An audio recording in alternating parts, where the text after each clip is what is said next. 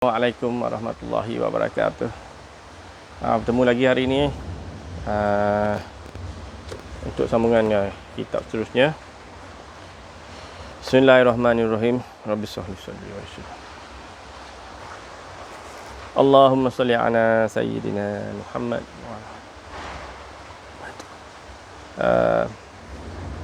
Riwayat 22 iaitu hadis sahih Muslim jilid 1 hadis nombor 0092 dari Abu Hurairah radhiyallahu anhu berkata, kami ikut perang Khaybar bersama-sama Rasulullah SAW dan Allah Azza wa Jalla memenangkan kami.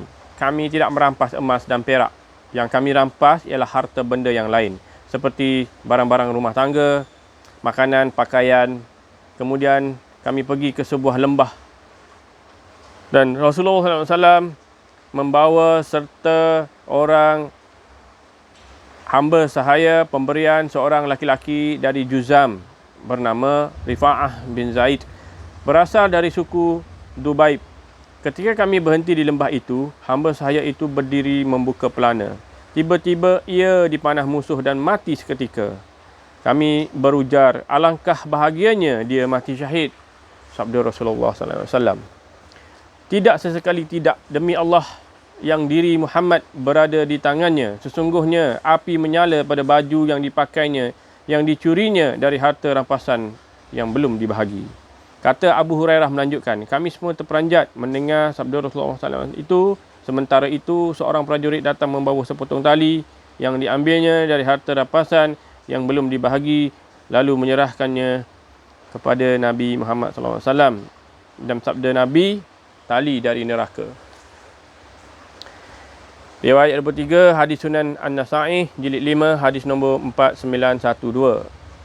Dari Ayyashi Ibnu Abbas Al-Qatbani Suyayim Ibnu Baitan menceritakan bahawa dia mendengar Ruwaifi Ibnu Sabit berkata, sesungguhnya Rasulullah SAW pernah bersabda kepadaku, wahai Ruwaifi, barangkali umurmu panjang sepeninggalku nanti, maka beritahukan pada orang-orang bahawa barang siapa yang menjalin janggutnya atau menggantung panahnya atau beristinja dengan kotoran binatang yang telah kering atau beristinja dengan tulang, maka sesungguhnya Muhammad berlepas diri darinya. Riwayat 24, hadis Sunan At-Tirmizi jilid 5 hadis nombor 3253. Ahmad bin Muhammad menceritakan kepada kami, Abdullah bin Al-Mubarak memberitahukan kepada kami, Sulaiman bin Al-Mughirah memberitahukan kepada kami dari Sabit dari Anas, dia berkata, pamanku Anas bin An-Nadar, aku diberi nama dengan nama ini, tidak ikut perang Badar bersama Rasulullah. Dia menganggap hal ini besar atasnya. Kemudian dia berkata, peperangan pertama yang diikuti oleh Rasulullah, aku tidak pergi. Ingatlah, demi Allah, sesungguhnya kalau Allah memperlihatkan kepadaku sesuatu peperangan bersama Rasulullah, tentu Allah melihat apa yang aku perbuat. Rawi berkata, lalu dia takut berkata yang lain-lain, kemudian dia ikut perang beserta Rasulullah. Di waktu perang Uhud pada tahun mendatang, lalu Sa'ad bin Mu'az menjumpainya dan berkata, hai Abi Ammar, ke mana? Dia menjawab, menuju ke bau harumnya syurga yang aku jumpai di Uhud. Kemudian dia berperang sehingga terbunuh. Lalu ditemukan dalam tubuhnya terdapat 80 lebih luka terdiri dari pukulan dan tusukan dan lemparan panah. Saudara perempuan bapaku Rubai binti An-Nadar berkata, aku tidak mengenali saudaraku kecuali hujung jarinya, dan turunlah ayat ini. Di antara orang-orang mukmin itu ada orang-orang yang menepati apa yang telah mereka janjikan kepada Allah. Maka di antara mereka ada yang gugur, dan di antara mereka ada pula yang menunggu, dan mereka sedikit pun tidak merubah janjinya. Surah Al-Ahzab ayat 23. Riwayat 25, hadis Sunan Abu Daud jilid 1 hadis nombor 0633 dari Simak bin Hab dari Nu'man bin Bashir radhiyallahu anhu. Dia berkata, Nabi Muhammad biasanya memerintahkan kami agar meratakan baris sebagaimana beliau meluruskan kayu tangkai anak panah. Setelah beliau mengira bahawa kami telah menerima perintah beliau itu dan kami telah mengerti, maka pada suatu hari beliau menghadap kepada kami, tiba-tiba masih ada seseorang yang dadanya tidak rata dengan kawannya, maka beliau bersabda, "Rapikanlah barisanmu. Kalau tidak, maka Allah akan membuat kamu kecil-kecil." Riwayat 26, hadis Sunan An-Nasa'i, jilid 3, hadis nombor 2677.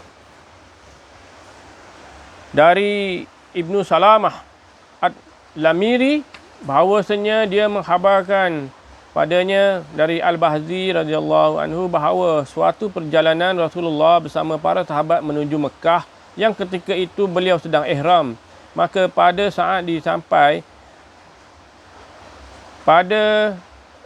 sampai di Rauha, tiba-tiba seekor himar liar yang menguak, iaitu bersuara, dan ketika itu hal ini disampaikan kepada Rasulullah. Sabda beliau, "Tinggalkan himar itu kerana dikhawatirkan ada pemiliknya." Setelah itu datang Al-Bazi, pemilik himar itu, kepada Rasulullah dan berkata, "Wahai Rasulullah sallallahu alaihi wasallam, tentang himar itu terserah kepadamu." Maka beliau segera menyuruh Abu Bakar membahagikan dagingnya pada sahabatnya.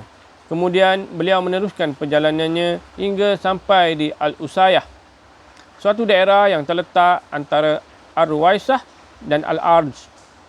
Tiba-tiba ada kijang tidur melingkar di bawah pohon. Di badannya tertancap anak panah. Maka mereka menyangka ataupun mengharapkan Rasulullah menyuruh seorang yang meragukannya hingga telah melewatinya. Hadis riwayat 27. Hadis Sunan Ibnu Majah, jilid 3, hadis nombor 2625.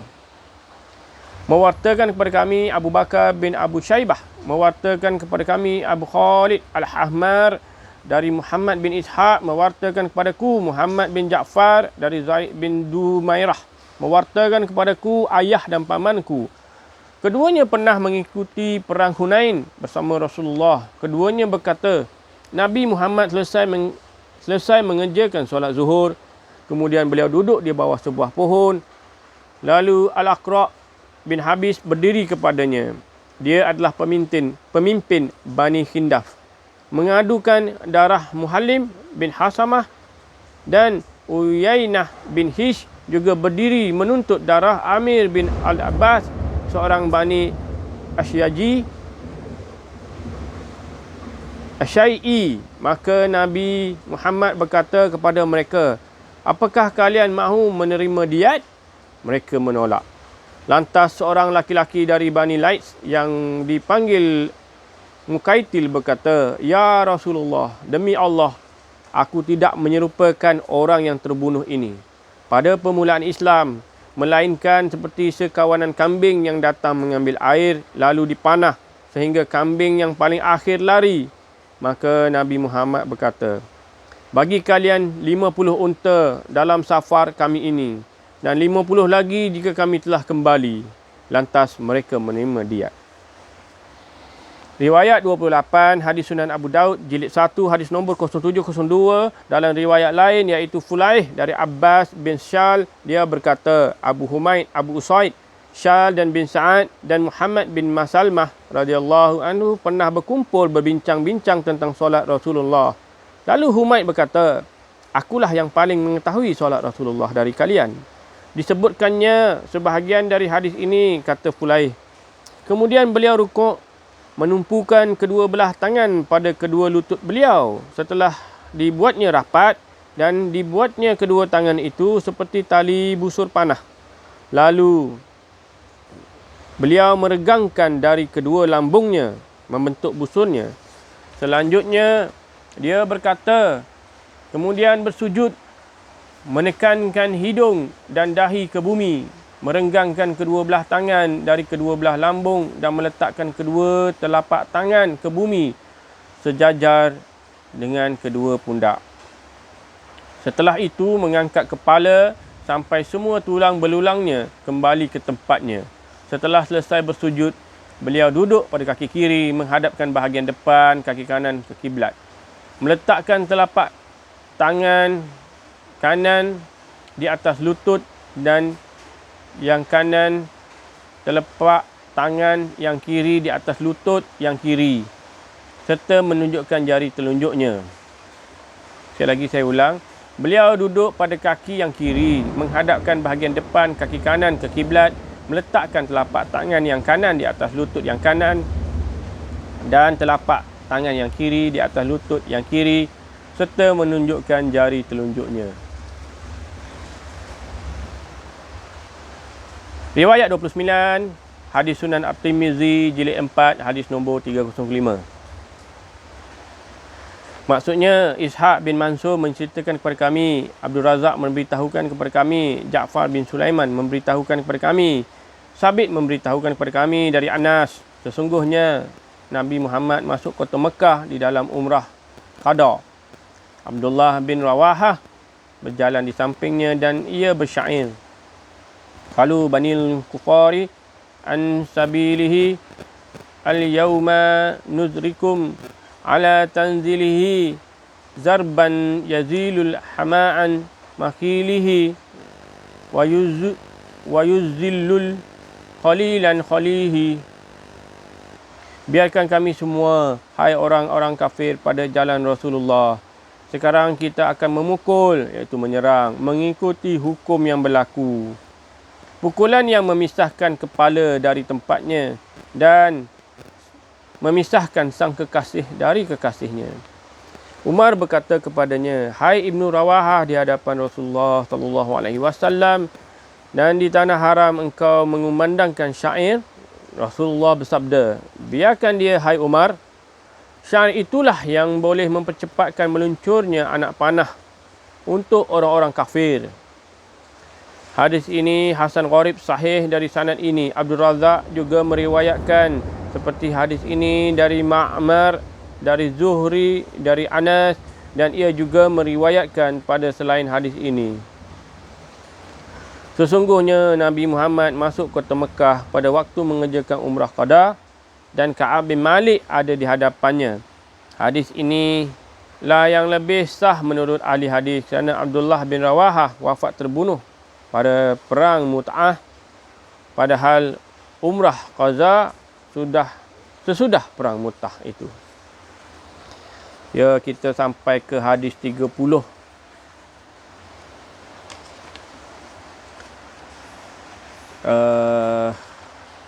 Sama ada kita teruskan hadis 30 atau